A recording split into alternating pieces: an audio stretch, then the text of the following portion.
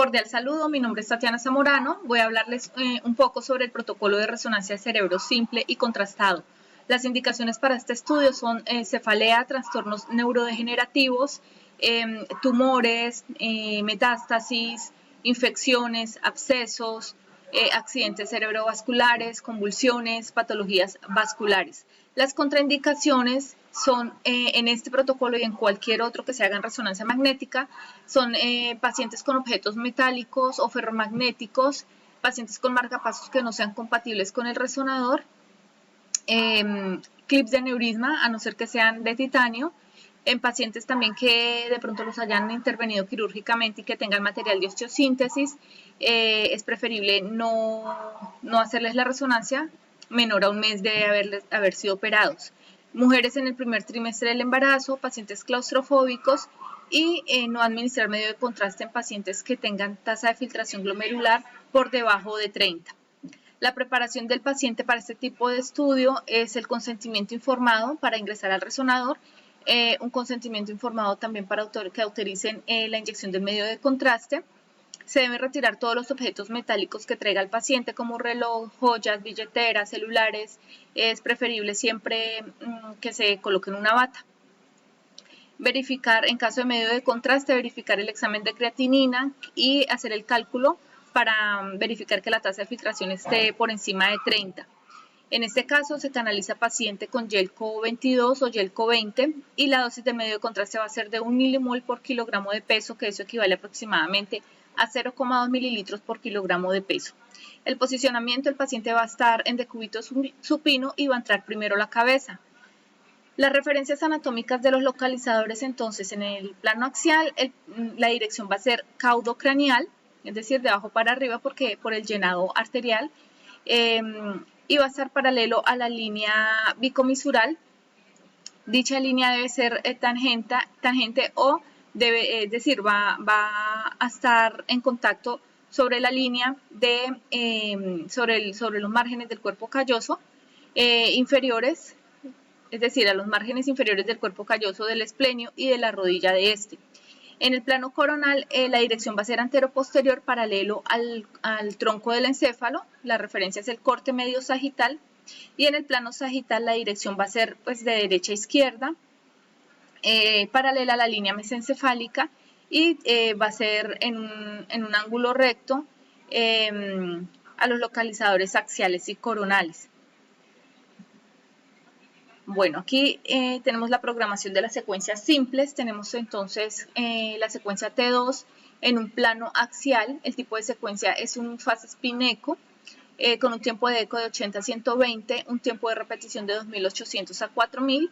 El grosor de corte va a ser de 5, el intervalo o gap va a ser de 0,5 milímetros, el campo de visión o field of view de 24, la matriz de 416 por 416 y las adquisiciones de 2.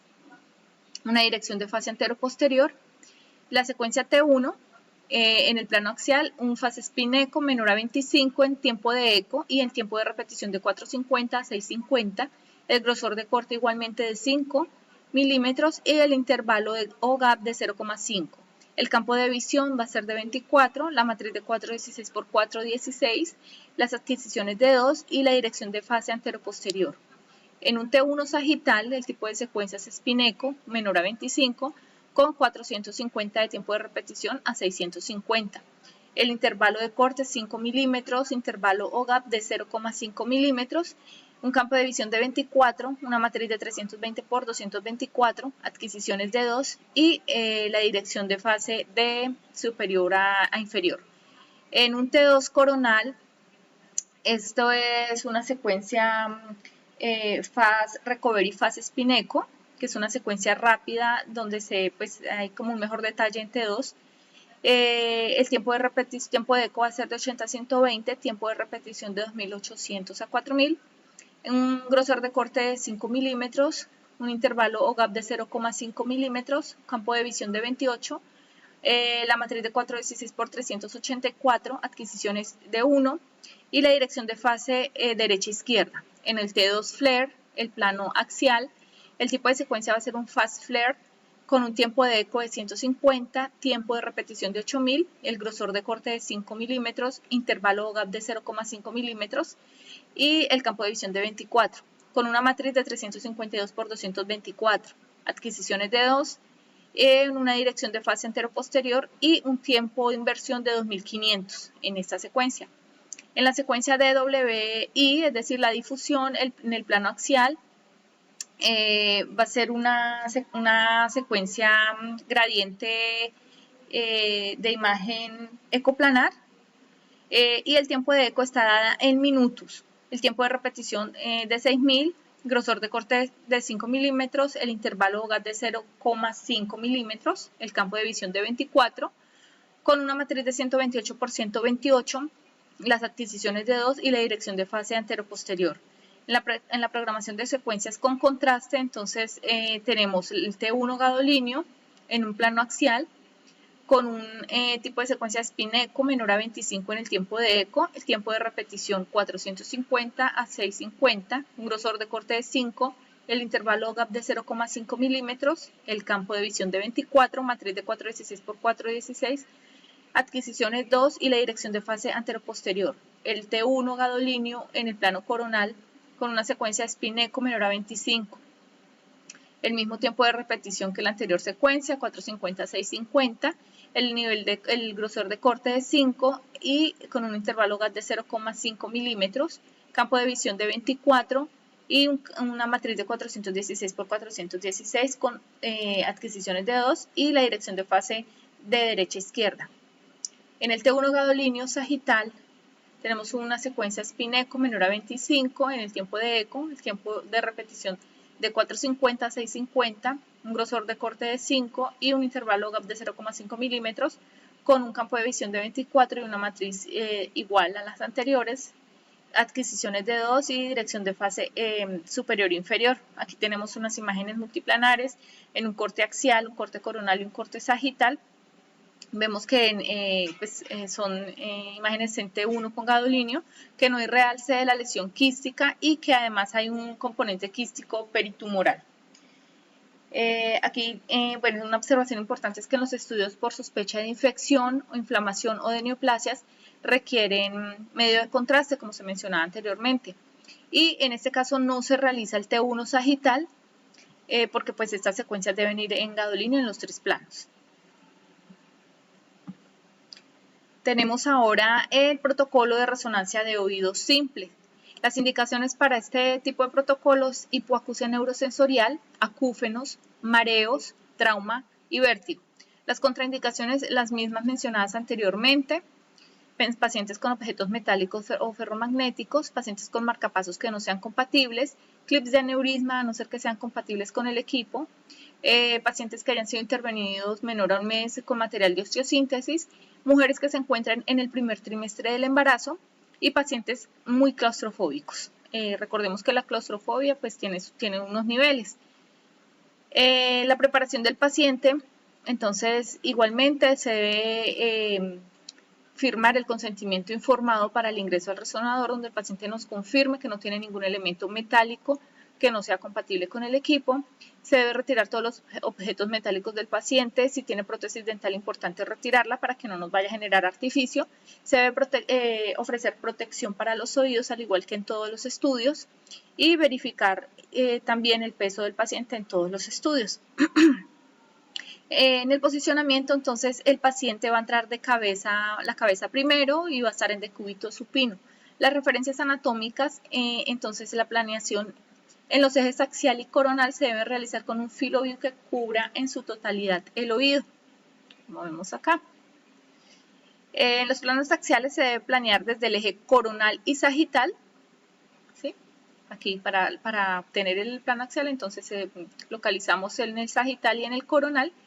Y se debe cubrir el oído medio desde la glabela hasta el labio superior, pues aproximadamente.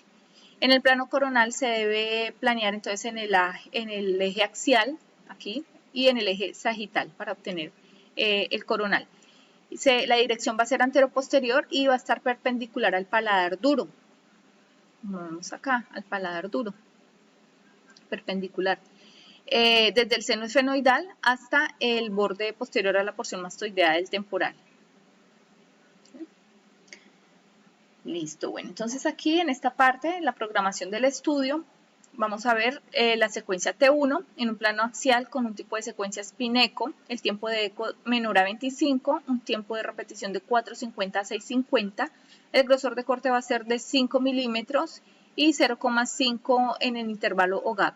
Campo de visión de 24, la matriz va a ser de 320 por 224, las adquisiciones de 2 y una dirección de fase antero-posterior. En el T1 coronal tenemos también una Spin-Echo en la secuencia, tipo de secuencia, y tiempo de eco menor a 25, tiempo de repetición de 4.50 a 6.50 con un grosor de corte de 5, un intervalo gap de 0,5 milímetros y un campo de visión de 24 con una matriz de 320 por 224, adquisiciones de 2 y una dirección de fase derecha-izquierda. En la secuencia T2 axial, fase Spin-Echo, tenemos un tiempo de eco de 80 a 120, tiempo de repetición de 2800 a 4000, un grosor de corte de 5 milímetros, un intervalo o gap de 0,5 milímetros con un campo de visión de 24.